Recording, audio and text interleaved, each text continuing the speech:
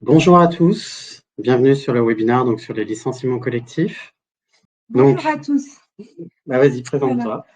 Cécile Buzy, je suis responsable du pôle social chez Agrumes. Peut-être que vous m'avez déjà eu au téléphone. Et Colomban de la Moderaie, donc je suis le président d'Agrumes. On est tous les deux avocats en droit du travail. Et on a choisi ce sujet parce que on a quand même le contexte malheureusement est plutôt au départ qu'aux embauches. On a eu beaucoup de questions à traiter autour de ce thème-là dans des petites structures. Donc ça nous a paru utile de choisir ce sujet pour ce webinaire. Et malheureusement, ça devient un sujet très à la mode en ce moment. On va le définir tout de suite. Le licenciement collectif dont on parle, donc c'est de 2 à 9 salariés. On peut les qualifier de petits licenciements collectifs. C'est des licenciements donc, qui vont être encadrés dans le temps. On va vous préciser exactement qu'est-ce qu'on entend par petit licenciement. Mais ça a la particularité d'avoir une procédure relativement simple par rapport au gros licenciement collectif qui implique la mise en place d'un PSE, plan de sauvegarde de l'emploi. Alors, avant de démarrer, donc juste une petite présentation quand même sur Agrumes. Agrumes, c'est un logiciel donc, de gestion des ressources humaines.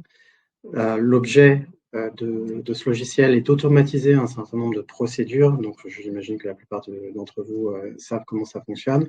Mais pour donner une illustration, on est en capacité de sortir une procédure d'élection professionnelle, par exemple, en quelques minutes. Un licenciement, alors pas collectif, un licenciement économique individuel en une dizaine de minutes. On rédige en fait, on produit les calendriers, on rédige les actes de manière automatisée et surtout contrôlée par rapport aux conventions collectives. Voilà, en 2 minutes, c'est pas l'objet donc de présenter Agrumes. Si vous êtes intéressé, vous pouvez nous contacter par d'autres canaux.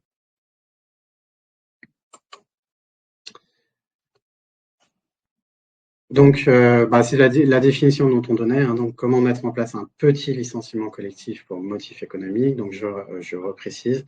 On est dans une entreprise de moins de 10 salariés. On est sur un motif économique. Donc, motif économique qui n'est pas lié à la personne du salarié. On est aussi sur une entreprise de moins de 1000 salariés ou une entreprise qui appartient à un groupe de moins de 1000 salariés. Pourquoi? Parce que si vous avez plus de 1000 salariés, vous avez un congé de reclassement. On ne le détaillera pas. Mais on précisera dans la procédure où ça se trouve. Par contre, on traitera les 2 cas, donc qu'on se trouve dans une entreprise avec ou sans CSE.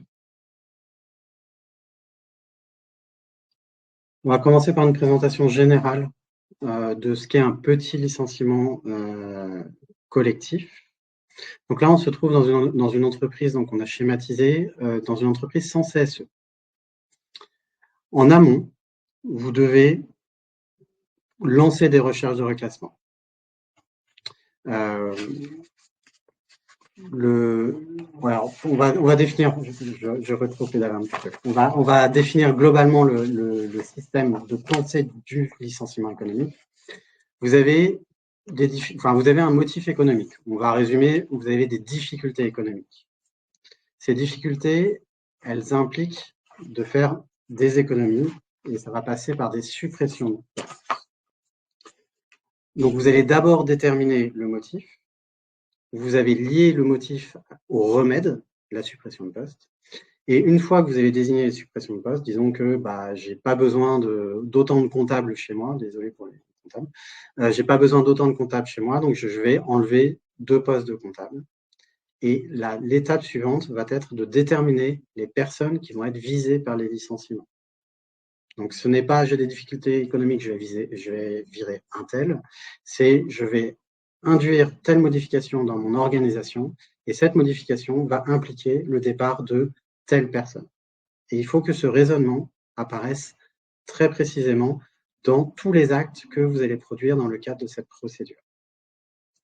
C'est important parce qu'il y a 2 éléments qui vont se glisser dans cette procédure. C'est une fois que vous avez déterminé les postes, il va falloir appliquer les critères d'ordre, donc c'est ici. Vous ne choisissez pas de manière arbitraire qui va devoir partir.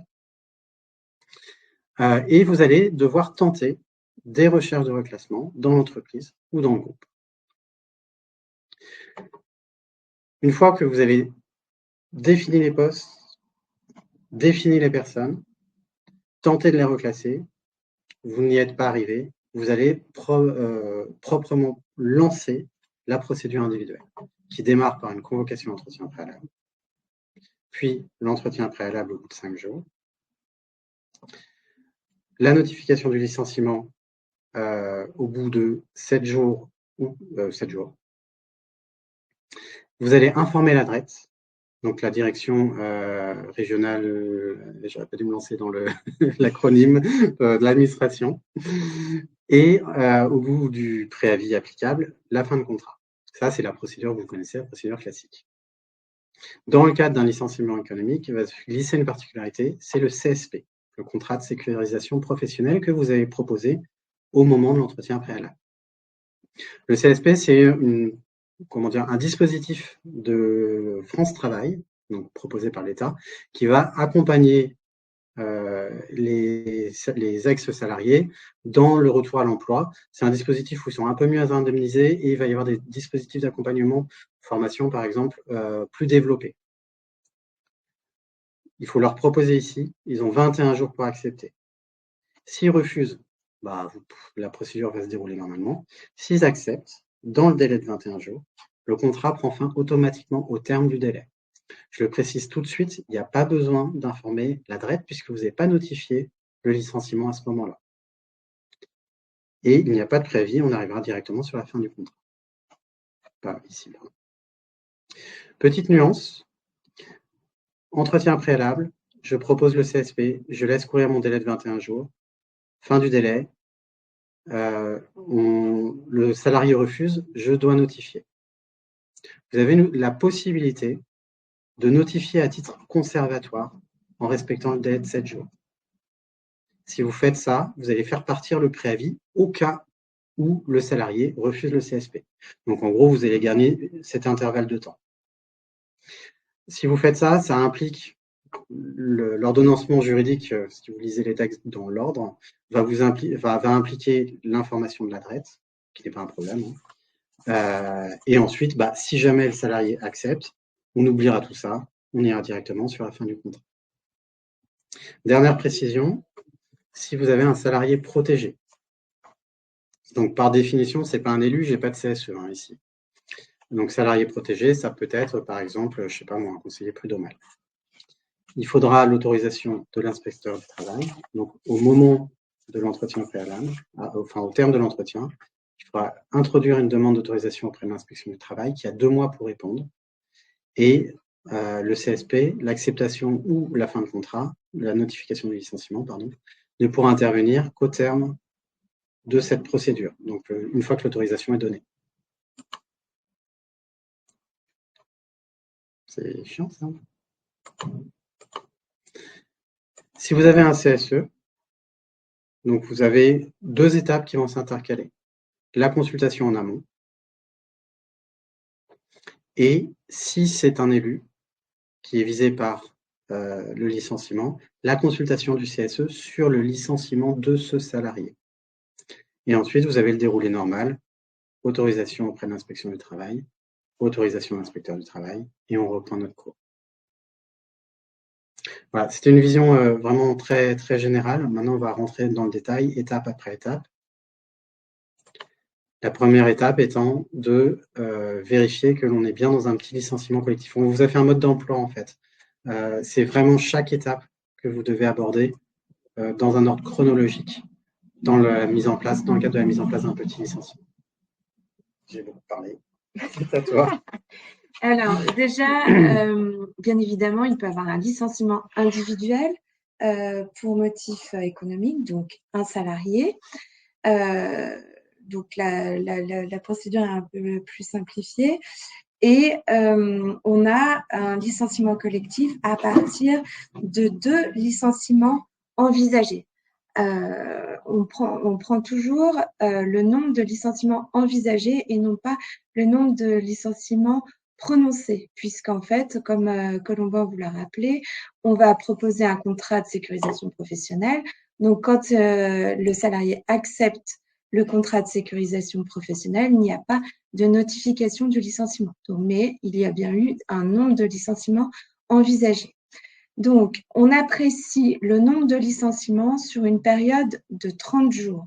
C'est-à-dire que notre licenciement devient collectif, c'est-à-dire à partir de 2 licenciements qui sont envisagés sur une même période de 30 jours.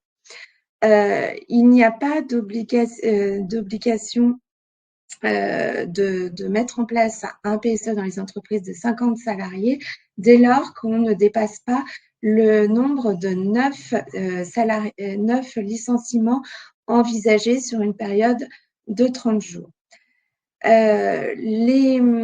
Sont inclus dans ce calcul pardon, j'ai mis le coude sur la table, c'est pour ça que ça fait trembler la caméra. Voilà. On prend bien en compte donc le nombre de licenciements envisagés, c'est-à-dire que si des salariés sont finalement reclassés, on doit quand même appliquer la procédure de licenciement collectif. De même, quand des départs en retraite sont prévus dans le cadre du projet global, on prend en compte ces départs pour calculer le nombre de licenciements envisagés. Et un élément très important, c'est les ruptures conventionnelles. Attention, les ruptures conventionnelles qui ont pour vocation en fait une réduction d'effectifs, c'est-à-dire si le salarié pour lequel on rompt le contrat par une rupture conventionnelle et qu'on ne remplace pas, on pourrait considérer qu'il rentre dans l'effectif, passe à la slide suivante, dans l'effectif pris en compte pour déterminer si on est dans un licenciement collectif ou non. Pourquoi c'est important de savoir combien de licenciements est envisagé? C'est pour savoir si on doit mettre en place un PSE. L'obligation de mettre en place un PSE, c'est à partir du moment où on envisage le licenciement de 10 salariés et plus dans une entreprise de plus de 50. Comme vous le savez, donc il y a la première période de 30 jours à prendre en compte. Vous envisagez de licencier 10 salariés dans une période de 30 jours. Là, il faut mettre en place un PSE. On peut aussi envisager de mettre en place des petits licenciements. Dans ces cas-là, on va apprécier tout d'abord dans une période de 30 jours, puis ensuite, vous allez apprécier si vous dépassez le nombre de 10, enfin, si vous atteignez le nombre de 10 salariés sur une période de 3 mois consécutifs.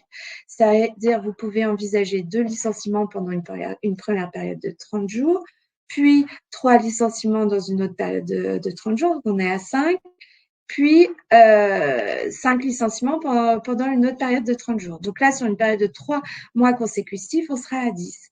Et donc, il faut savoir que là, on n'aura pas de PSE, mais pendant la période de 3 mois, partant à partir de cette période de 3 mois consécutifs, dès lors qu'on voudra envisager le licenciement pour motif économique d'un nouveau salarié, ça déclenchera l'obligation de mettre en place un PSE dans les entreprises de plus de 50. Donc, il faut vraiment faire attention quand on fait des petits paquets de licenciements comme ça, parce que ça peut déclencher quand même une procédure plus compliquée, la procédure de PSE, et il peut être aussi intéressant d'anticiper les choses et de prévoir le PSE dès le départ. On s'en fait tout un monde, mais à la fois, ça peut aussi sécuriser les procédures. Et il y a un autre nombre de licenciements à prendre en compte. À partir de 18 licenciements pour motif économique prononcés sur une année. Attention, l'année civile suivante, pendant les 3 premiers mois, dès lors que vous déclenchez un licenciement pour motif économique, vous serez soumis à l'obligation de mettre en place un PSE. Donc, l'idée, c'est soit d'éviter de se retrouver dans ces situations-là en évitant le nombre de licenciements seuil qui déclenche l'obligation de PSE, soit au contraire d'anticiper et de se dire on met une fois pour toutes en place un PSE, on fait les choses correctement, mais pas dans la précipitation, mais dans l'anticipation. Donc, Gardez cette échelle de temps en tête. J'ajouterai un point. Faites attention à vos ruptures conventionnelles. Oui. Le point, c'est que la rupture conventionnelle est souvent, enfin, par définition, elle est consensuelle. Donc, on peut gommer en quelque sorte le motif économique. Et la personne concernée, normalement, ne va pas aller contester. Par contre, vous pouvez avoir un CSE qui, lui, tient les comptes, ou quelqu'un d'autre dans l'entreprise. Il suffit d'avoir des ruptures conventionnelles qui vont se retrouver dans le périmètre si vous approchez les seuils, et si vous n'avez pas la possibilité de pouvoir démontrer que la personne qui est partie en rupture conventionnelle a été remplacée, c'est vraiment l'élément central, le CSE ou un autre salarié que vous envisagez sur un licenciement aura beau jeu de faire valoir que cette rupture conventionnelle en fait vise une suppression de poste et donc aurait dû être intégrée dans le décompte que vous a présenté Cécile.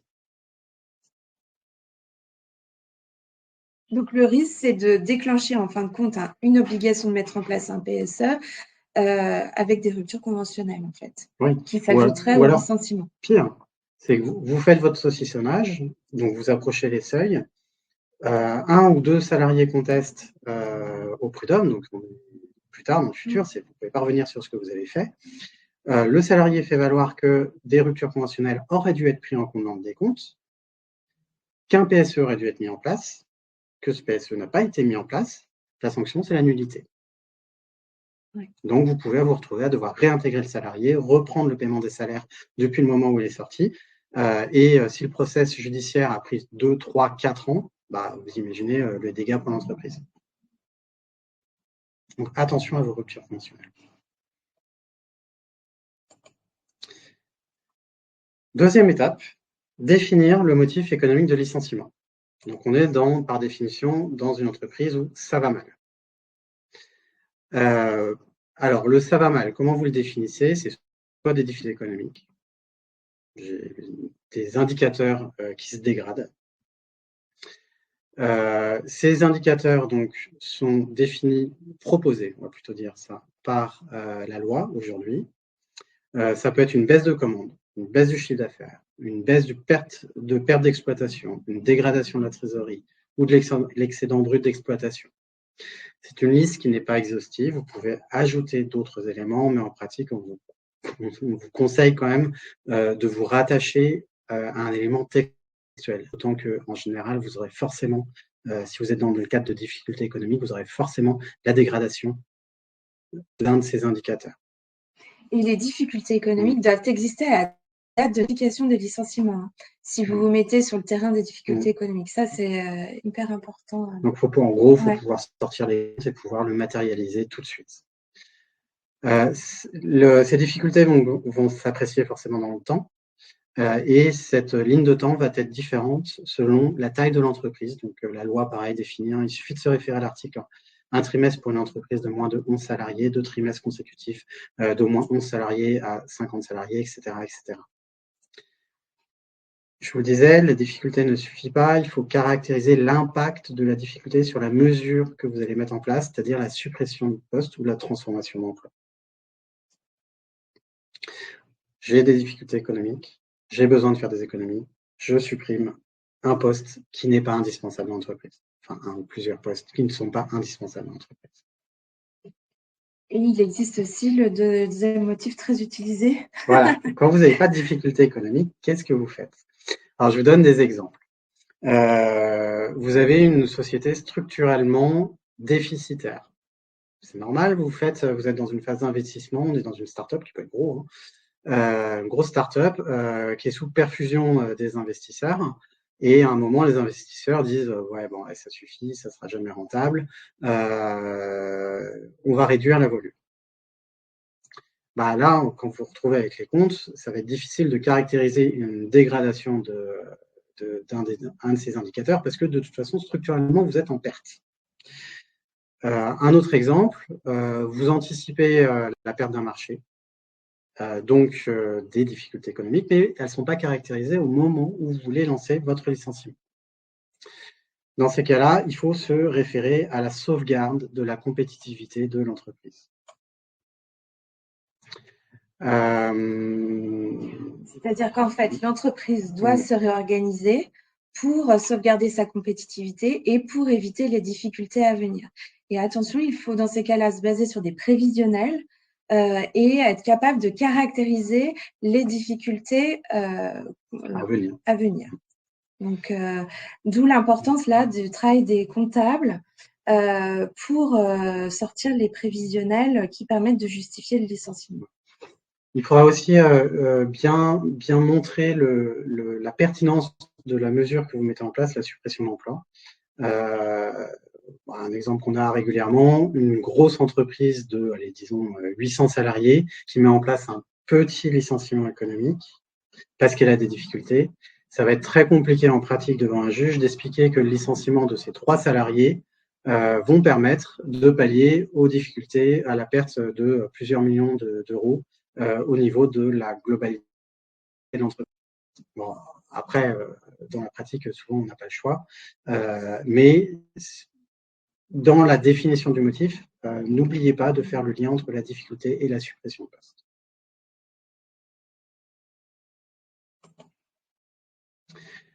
Le périmètre d'appréciation, c'est l'entreprise. Vous pouvez avoir l'entreprise qui est intégrée au niveau d'un groupe. Dans ces cas-là, le périmètre d'appréciation va s'étendre au secteur d'activité du groupe. En France.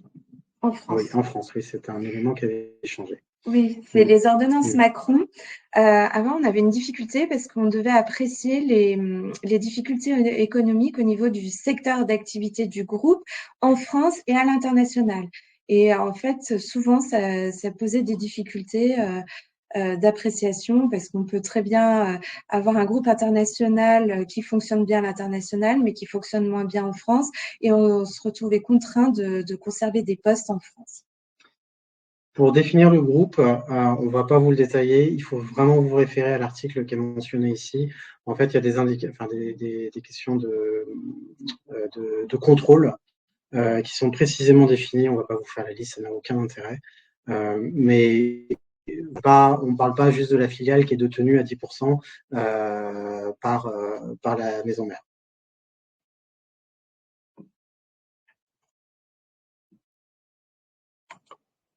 Je suis en train de me dire si on n'allait pas répondre à des questions, mais là, je vais me perdre.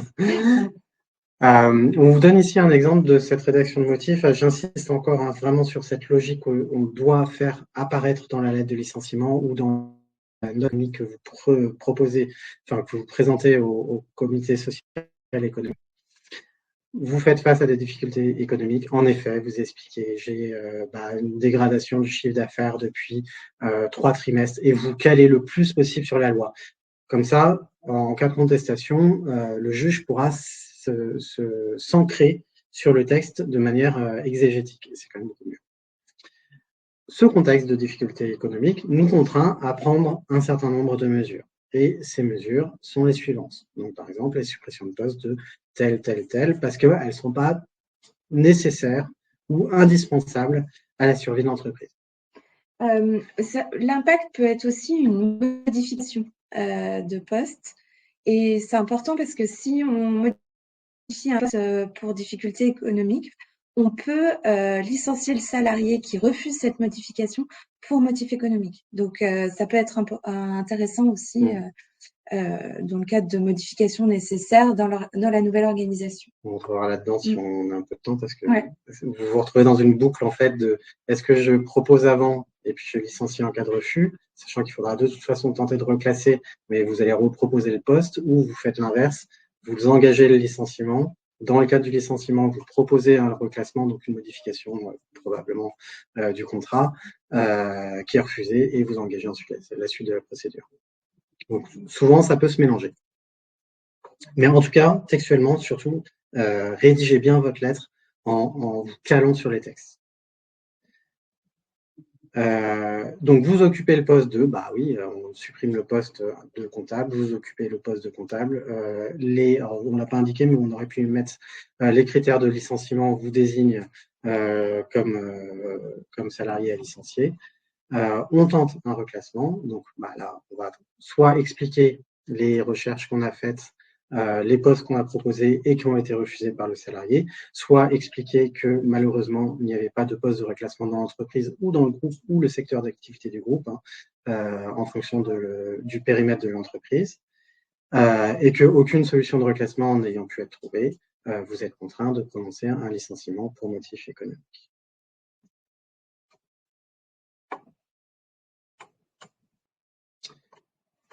Troisième point de vérification. Et pas des moindres, le reclassement. En fait, vraiment, en contentieux, quand il y a une contestation des licenciements pour motif économique, c'est souvent sur ce point-là qu'on se fait avoir. Donc, il faut vraiment être très vigilant à respecter cette obligation de reclassement préalable à la notification des licenciements. Donc, il y a plusieurs points à voir. Déjà, à partir de quand j'ai cette obligation de rechercher des postes de reclassement?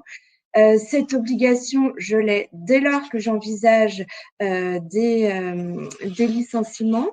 Donc, dès le départ, vous cherchez au moment même de la construction de votre motif économique, que vous vous posez la question du construction de motif économique et de la rédaction de la note d'information du CSE. Vous commencez déjà vos recherches de postes de reclassement et c'est jusqu'à la date de notification des licenciements. Donc, il peut y avoir plusieurs recherches de postes de reclassement.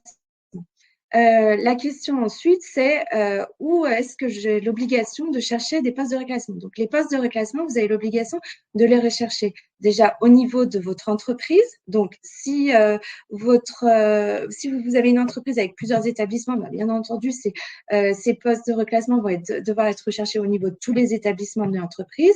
Et si l'entreprise appartient à un groupe, ces recherches de reclassement doivent avoir lieu dans toutes les sociétés du groupe. Les recherches de postes de reclassement ont lieu en France, pas à l'étranger, comme on était obligé de le faire avant les ordonnances Macron. Oui, je sais, mais bon, ça a existé. Et donc, il faut donc interroger toutes les sociétés du groupe en France sur les postes de reclassement.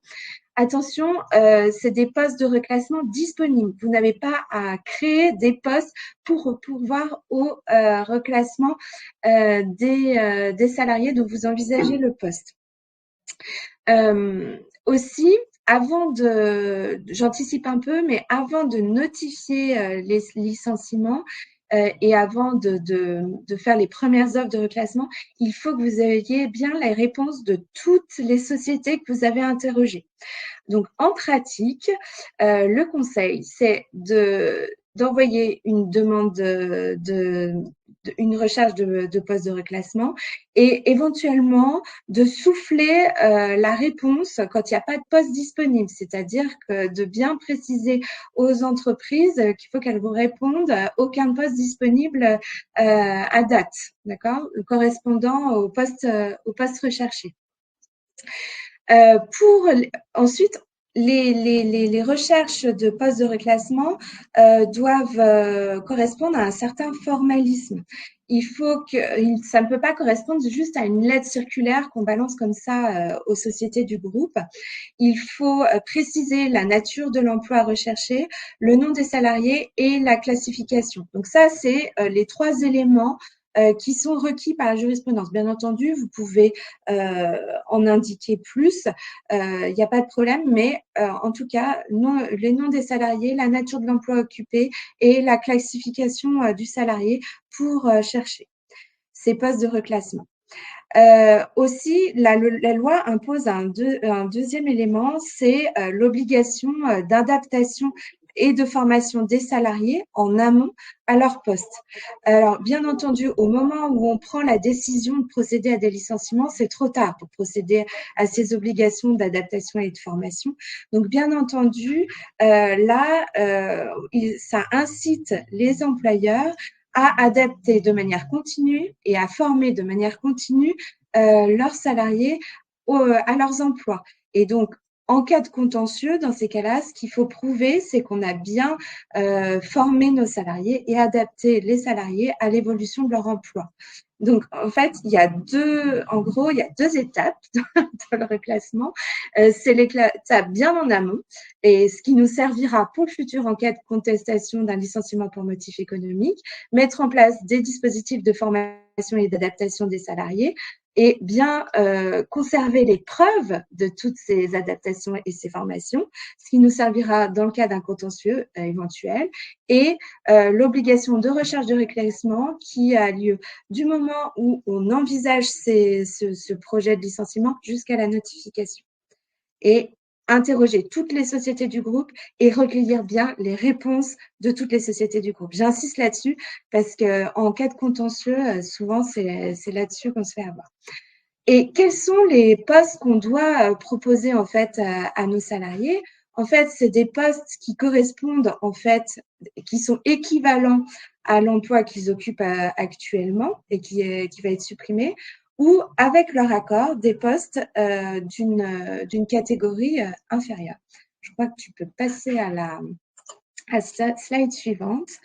Donc, ensuite, une fois qu'on a nos postes, qu'est-ce qu'on en fait? Donc déjà, on verra, après, il y a une information de consultation du CSE. Donc, la liste généralement des postes qui ont été identifiés, on l'annexe à nos notes d'information consultation pour que le CSE soit informé déjà des postes qui existent. Il y a deux possibilités pour proposer les postes de reclassement à nos salariés.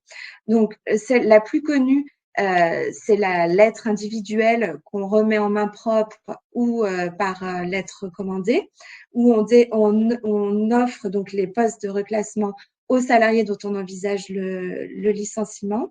Et attention, un poste de reclassement peut correspondre à différents salariés qu'on souhaite reclasser.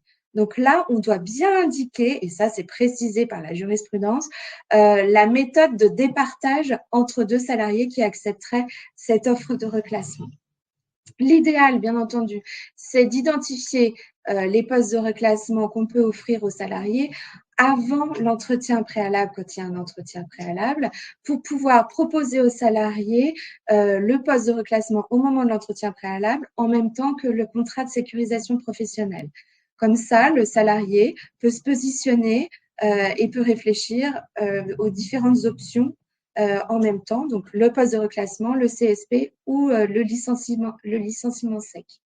Et il y a une deuxième méthode pour proposer les offres de reclassement que moi, j'ai peu utilisé en pratique, c'est l'affichage. Et en cas d'affichage des postes de reclassement, en fait, c'est le salarié qui doit postuler au poste de reclassement, mais je trouve qu'en pratique, c'est pas forcément très facile à mettre en œuvre. Moi, je préfère encore les offres individuelles. Je sais pas ce que tu en penses. Bah, moi, en général, je cherche à démontrer que je n'ai pas de poste de reclassement. Je pense qu'on n'est pas tout à fait dans les mêmes tailles d'entreprise. Alors, ce qui va te permettre de parler de juste cette petite ligne que vous voyez en cas d'absence de poste disponible. Clairement, vous êtes dans une association, une entreprise de 50 salariés, vous êtes à la peine, vous avez 4 postes à supprimer, c'est pas pour les recaser sur d'autres postes.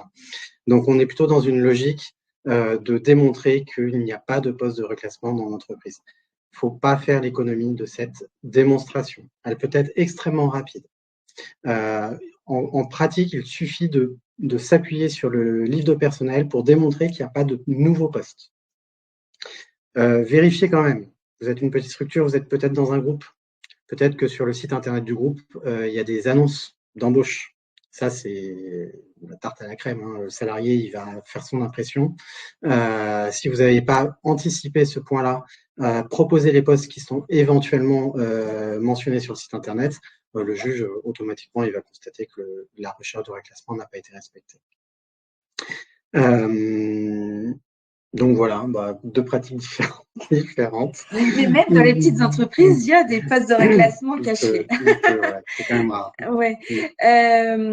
Et autrement aussi, je voulais appuyer sur autre chose, c'est que les conventions collectives peuvent obliger à une recherche de reclassement externe. En fait, plus exactement, la convention collective applicable dans votre entreprise peut vous imposer de saisir une commission paritaire qui elle-même va se charger de chercher des postes de reclassement dans les entreprises du même secteur. Donc, généralement, cette obligation, elle est plutôt à la charge des entreprises qui licencient plus de 10 salariés. Mais sachez que c'est une vérification qui est nécessaire de vérifier que la convention collective prévoit pas cette saisine de commission paritaire. Donc, le respect de cette obligation de reclassement, elle est vraiment très importante, même s'il n'y a pas de poste disponible, parce que c'est la tarte à la crème pour contester un licenciement économique et ça peut coûter cher parce qu'en fait, si l'obligation elle n'est pas respectée, le licenciement il est sans cause réelle et sérieuse. Donc, c'est très important de bien mettre en œuvre cette recherche de poste de reclassement. Et pour compléter, en rebondissant sur les questions, vous fermez l'entreprise, on ne l'a pas dit tout à l'heure, mais la fermeture de l'entreprise constitue un motif autonome. Donc, en termes de difficultés économiques, entre guillemets, il suffit de dire que vous fermez l'entreprise. Il n'y a pas besoin d'expliquer pourquoi. Il ne faut pas que ça repose sur une faute de l'employeur, mais voilà, l'employeur part à la retraite, il a le droit de fermer son entreprise et ça constituera un motif valable de licenciement. Alors, attention, évidemment, il n'y a pas de recherche de reclassement possible, sauf si l'entreprise est dans un groupe, mais si elle est toute seule, il n'y a plus de poste disponible. Indiquez-le. Si vous ne l'indiquez pas, le juge pourra caractériser que vous n'avez pas envisagé les possibilités de reclassement, même si elles n'existent pas. Autrement dit, s'il n'existe pas de possibilité de reclassement, dites-le, expliquez-le.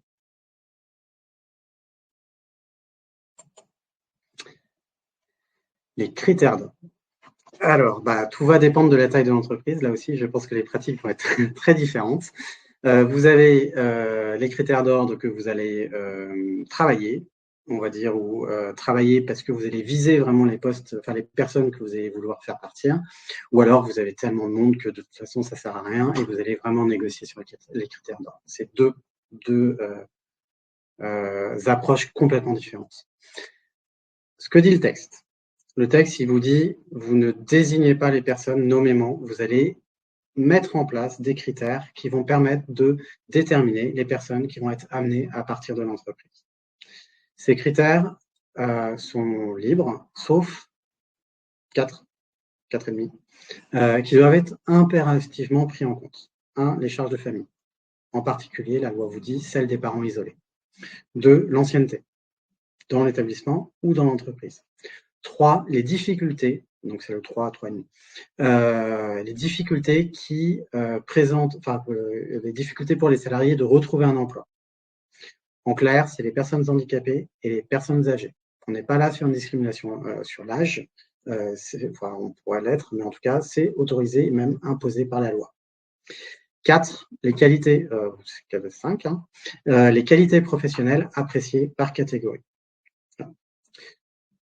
Tous ces critères, vous allez les appliquer catégorie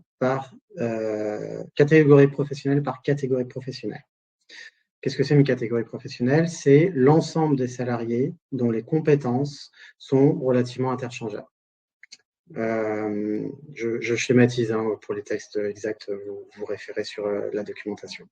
En clair, on cherche à savoir s'ils ont une formation commune, si leurs tâches sont similaires, si leurs expériences sont similaires. Donc, une catégorie va être, par exemple, je reprends mes comptables, désolé, va être constituée par tous les comptables de l'entreprise.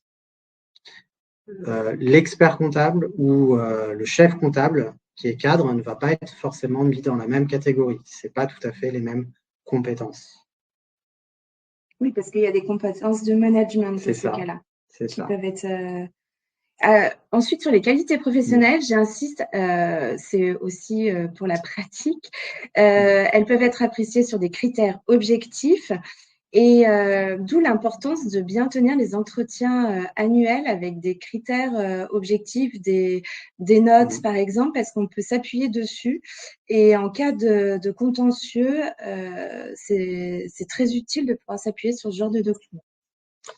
Alors, concrètement, juste, pas de critères. Alors, vous pouvez les compléter, ces critères, soit parce que la convention collective vous l'impose, ça arrive, c'est rare, mais ça arrive, soit parce que vous êtes dans une logique de faire partir telle personne, donc vous allez essayer d'introduire des critères qui vont vous permettre de les désigner, soit parce que vous êtes dans le cadre d'une négociation avec les représentants syndicaux ou les représentants du personnel, si vous négociez un PSE par exemple, et vous pouvez être amené à introduire d'autres critères que ceux qui sont imposés par la loi. Évidemment, certains critères sont interdits, vous ne pouvez pas cibler les femmes, vous ne pouvez pas cibler telle religion ou telle caractéristique génétique, etc. C'est des critères qui sont génériques sur toutes les discriminations dans le cadre du droit du travail. Bon. Je pense que ça viendra à l'idée de personne de faire ce genre de choses. Très concrètement, que faire? Vous prenez un tableur Excel, vous mettez vos critères. Donc, ici, date de naissance, on va retrouver pour l'âge. Vous allez avoir l'ancienneté, vous allez avoir le handicap, les charges de famille, les parents isolés et les compétences. Vous allez déterminer un nombre de points. Alors, par tranche, par exemple, vous pouvez dire je vais attribuer dans mon tableau 0,5 points par tranche de 5 ans d'ancienneté. Vous faites la même chose sur l'âge. Sur le handicap, donc là, par exemple, 1 point, mais imaginons que vous ayez différentes formes d'handicap, vous pourriez très bien moduler. Pareil sur les parents isolés, là on a bien 1 point, mais on pourrait moduler sur le nombre d'enfants sur le parent isolé. Qu'on va retrouver de toute façon, non, c'est idiot ce que je viens de dire, on va le retrouver sur le nombre de personnes à charge. Donc là, on a mis 0,5 par personne à charge. Et les compétences, donc là, c'est un peu plus subjectif. Et comme Cécile vous l'a dit, il est important d'essayer de raccrocher cette subjectivité sur des éléments objectifs qui peuvent être les notes des entretiens individuels, si vous l'avez dans l'entreprise. Ça pourrait être également les diplômes, ça pourrait être... je sais pas. Si pour des commerciaux, ça peut être des résultats, les résultats que vous allez voir sur votre CRM. Tout va dépendre des métiers en fait.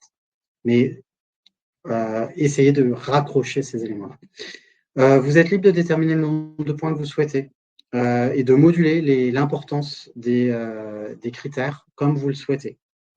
Attention toutefois à ne pas mettre un critère, des notes extrêmement importantes, par exemple sur les compétences, ce qui va rendre le reste des critères complètement inopérants. Il faut quand même que chaque critère intervienne ait un poids sur le résultat final. Ensuite, vous prenez votre tableau, vous mettez vos points et vous regardez ce qui sort là. Et là, tout dépend si vous vous retrouvez chez Cécile dans une grande entreprise ou chez moi dans une petite entreprise. Dans la petite entreprise, on a l'employeur qui va nous dire moi, j'aimerais bien qu'un tel parte. Évidemment, c'est toujours les plus vieux et ceux qui coûtent le plus cher. Mais vous allez pouvoir jouer sur d'autres critères éventuellement. Si vous êtes dans l'entreprise de Cécile, ça va être plus porté sur de la négociation très probablement avec les membres du CSE qui, eux aussi, vont avoir aussi en tête les personnes qui vont partir au bout de course. Et oui, on consulte le CSE sur la définition des critères d'ordre et la pondération. Oui. Parce que c'est une question posée.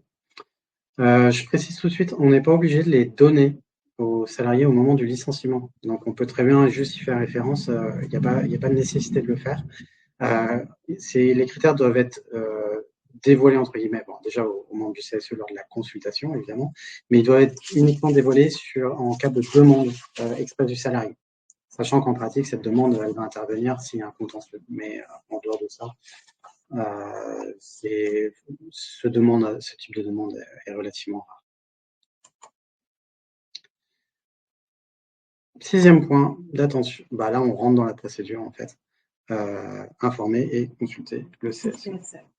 Donc, on se retrouve dans un licenciement. Il est 44. Ouais, 44, on va accélérer. Donc, on se retrouve dans un licenciement collectif. On a un CSE, donc on doit l'informer et consulter en amont.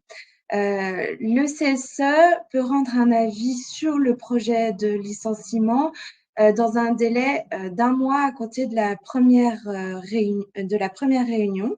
Il peut rendre cet avis avant l'expiration de ce délai d'1 mois dès lors qu'il considère qu'il dispose des informations suffisantes. Donc, vous avez intérêt, pour gagner du temps, parce que souvent, le temps est important dans ce genre de procédure.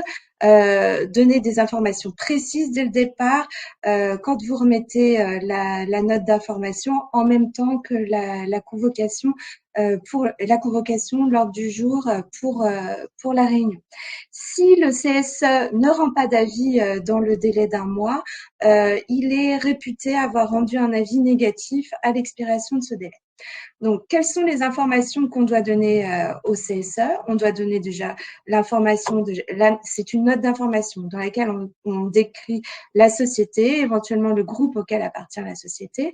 Ensuite, on décrit le motif économique, les raisons économiques donc de la réorganisation et du projet de licenciement. Les conséquences donc pour les salariés, donc le nombre de licenciements envisagés. On définit les catégories professionnelles et dans lesquelles on va regrouper les salariés et dans lesquelles on va appliquer les critères d'ordre. On va indiquer les critères d'ordre de licenciement qu'on propose avec la pondération, le nombre de salariés qu'emploie la société, le calendrier prévisionnel des licenciements et on va aussi indiquer, ce qui est important, les mesures de nature économique. C'est-à-dire qu'il faut démontrer un peu au CSE qu'on a déjà pris des mesures ou qu'on envisage de prendre des mesures pour améliorer les difficultés économiques, enfin pour contrer ces difficultés économiques autres que les licenciements. Ça peut être par exemple des réductions des frais. Ça peut être des idées comme ça. Moi, tu sais, je suis dans une petite entreprise, j'ai pas de moyens, je cherche à faire des économies. Non, mais il y a des économies comme ça. Ça peut être la réduction du parc automobile. Ça peut, bon, oui, c'est des mais voilà, montrer qu'il y a des efforts autres que la suppression de postes. Et il faut aussi informer et consulter le CSE, et ça c'est important, sur les conséquences des licenciements sur la santé des travailleurs, mais des travailleurs qui sont actuellement en poste et qui restent en poste. C'est-à-dire, il ne faut pas que les licenciements apportent une surcharge de travail aux salariés. Donc, il faut expliquer l'organisation qui va être mise en place.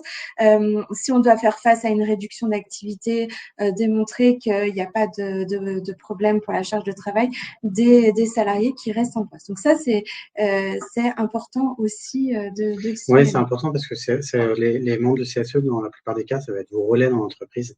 C'est les personnes qui vont pouvoir amortir le choc, répondre aux questions, celles qui vont répondre aux questions lorsque les salariés vont venir les voir. Donc, vous avez intérêt à leur donner les éléments de langage et les avoir convaincus de la nécessité des licenciements. Donc, au-delà de l'aspect juridique, c'est très important de leur faire comprendre le bien fondé de la décision. Et plus on montre que des efforts sont faits au niveau de l'entreprise, plus le projet sera accepté en fait par les représentants. Et aussi, moi, ce que je conseille, c'est que d'annexer à cette note d'infoconsulte les documents relatifs au contrat de sécurisation professionnelle. Oui, parce qu'on a écarté le congé de reclassement. Ça fait toujours bien pour montrer qu'il y a des possibilités de reclassement. Oui, non, mais c'est aussi pour que le CSE connaisse le dispositif parce qu'ils ne connaissent pas forcément, en fait. Et qu'ils puissent l'expliquer aux salariés aussi qui viendront les voir une fois que vous aurez remis les documents et qui seront un peu perdus. Et si jamais il y a des postes de reclassement, c'est bien aussi d'annexer la liste des postes de reclassement et d'indiquer déjà tous les efforts de recherche de postes de reclassement qui ont été effectués. Je reviens juste en arrière sur la question de Majed. Les salariés qui ont moins de points seront licenciés en premier. En fait, c'est vous qui déterminez ce que vous voulez. C'est à vous de dire, ceux qui sont visés par le licenciement, c'est ceux qui ont le plus de points, ou à l'inverse, ceux qui ont moins de points, si vous prenez un système négatif ou pas. C'est votre système, c'est à vous d'expliquer ce que vous faites.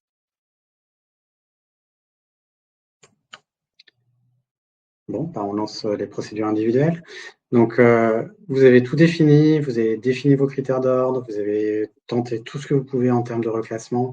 Vous avez donc désigné les personnes. Ces personnes n'ont pas accepté les éventuelles possibilités de reclassement, donc vous lancez la procédure. La procédure, c'est celle donc de tronc commun des licenciements. Ça commence par une convocation à l'entretien préalable. dans les règles de droit commun, par lettre commandée ou une lettre remise en main contre décharge. Vous respectez un délai de 5 jours ouvrables et vous proposez aux salariés de pouvoir venir assister soit d'un représentant du personnel ou dans les entreprises où il n'y a pas de représentation du personnel, un conseiller extérieur. Dans tous les cas, il peut y avoir aussi n'importe quel salarié de l'entreprise. Lors de l'entretien préalable, vous allez exposer les motifs. Alors là, on n'est pas sur des reproches, vous allez simplement exposer les difficultés économiques et l'impact sur l'emploi et sur le poste du salarié. Vous allez parler du reclassement et vous allez proposer le CSP, donc contrat de sécurisation professionnelle. Vous allez, donc il y a toute la documentation qui est remise par France Travail, mais vous allez expliquer ce que c'est, et notamment vous allez lui donner les avantages à accepter, qui sont donc une meilleure indemnisation auprès de France Travail. Vous êtes, en gros, vous passez de 57 à 75%. Un meilleur accompagnement pour le retour à l'emploi. Et dans le côté négatif, ça va être la perte du préavis, puisque les sommes correspondant au préavis vont être mises dans les mains du Pôle emploi, enfin de France Travail, pour financer le dispositif. Donc après, c'est le salarié qui va faire son calcul. En gros, s'il pense retrouver un emploi rapidement, il n'a pas intérêt à accepter, mais plutôt à prendre le préavis pour lequel il va être souvent dispensé. Dans le cas contraire, s'il anticipe une période de chômage longue, il vaut mieux, dans ces cas-là, être mieux accompagné et mieux indemnisé. Point essentiel à ne pas rater. Au moment de l'entretien préalable, vous proposez le CSP. Vous perdez la maîtrise de la fin du contrat. Si le salarié accepte, le contrat prend fin au terme du délai de réflexion qui est de 21 jours et vous ne pouvez rien y faire.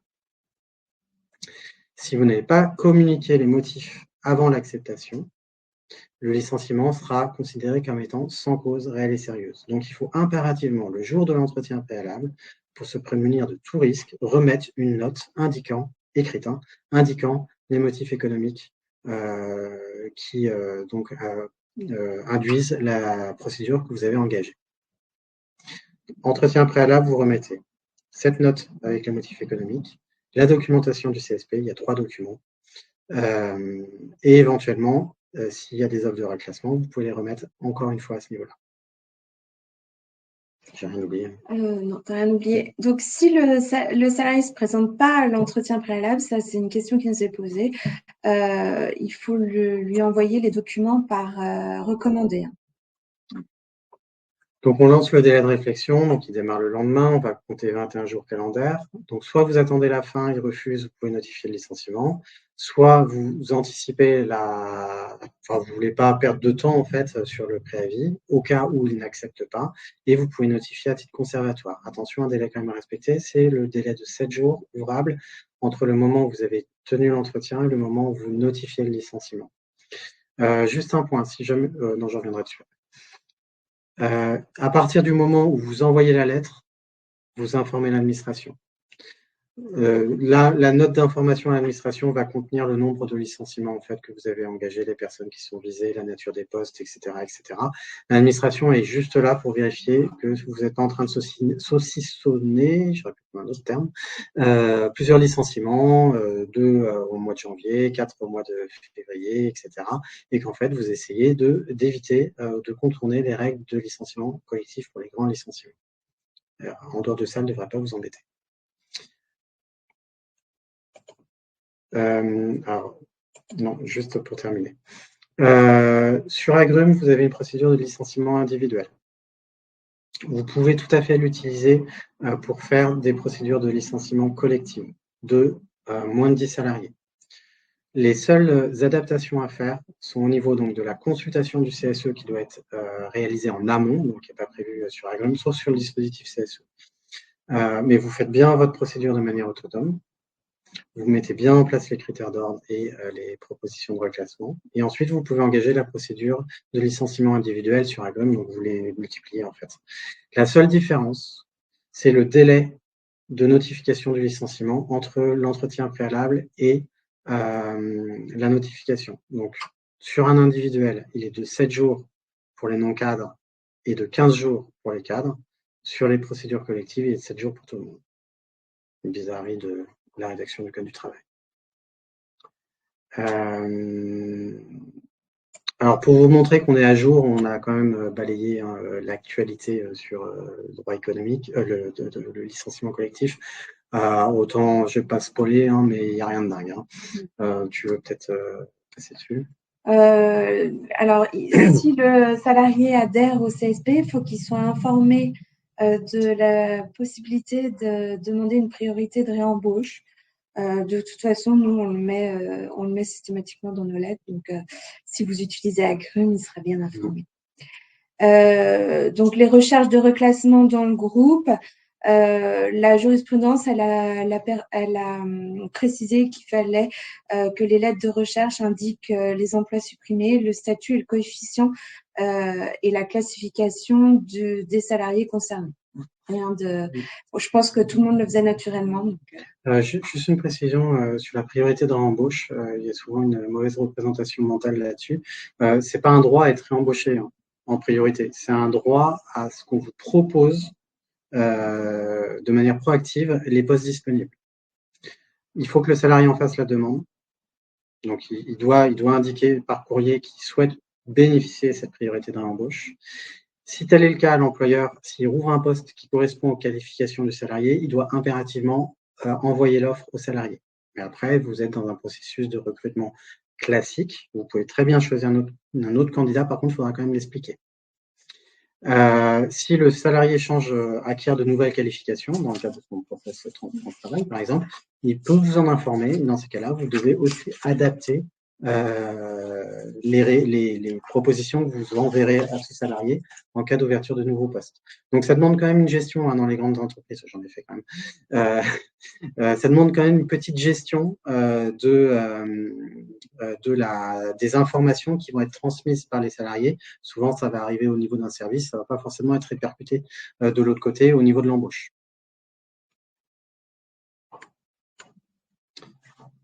Bon, après, c'est des choses qu'on a déjà dites. C'est en fait les offres de reclassement, une même offre de reclassement peut être proposée à plusieurs salariés.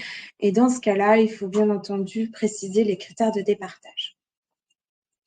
Alors, l'absence de reclassement, oui, c'est ce que tu soulignais tout à l'heure. C'est dans le cas où il n'y a pas aucun poste de reclassement, poste disponible pour le reclassement.